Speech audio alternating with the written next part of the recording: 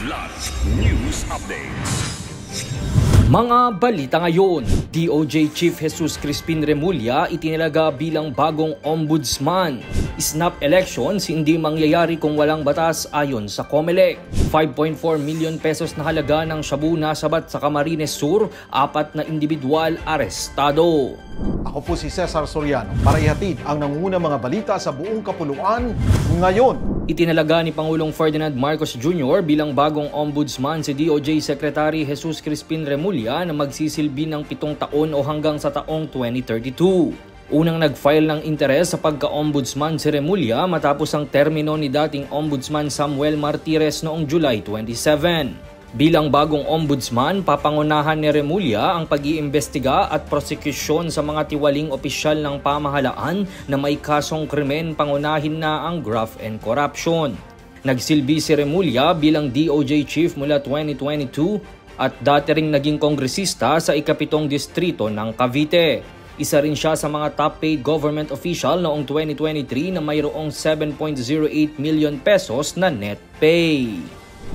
Inihayag ng Commission on Elections sa COMELEC na hindi makakapagdaos ng isang snap elections hanggat hindi ito naisa sa batas. Ito ang paglilinaw ni COMELEC Chairperson George Erwin Garcia kasunod ng mungkahing snap elections ni Senate Minority Leader Senator Alan Peter Cayetano dahil sa mga isyu ng korupsyon na sangkot ang karamihang politiko sa bansa.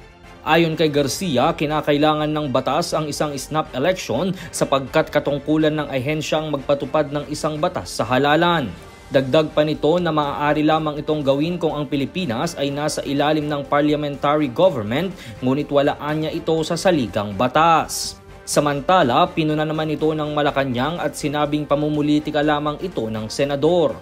Giit ni Palace Press Officer Undersecretary Attorney Claire Castro na hindi nais ng Pangulo ang mga ganitong pansariling interes at pamumulitika dahil prioridad ni PBBM ang pangangailangan ng mga mamamayan, pangunahin ng mga naapektuhan ng mga nakalipas na kalamidad.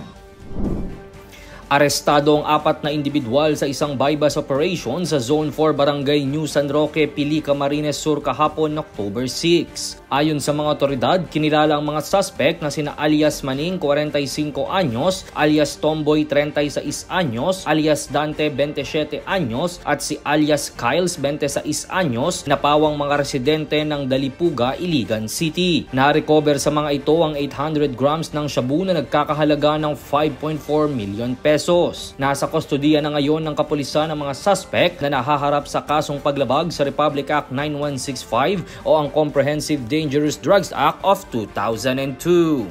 Para sa Kidlat News Channel, ito si Jai Reyes, nag-uulat. Ako po si Cesar Soriano, kasama nyo sa bawat pagputo ng balita.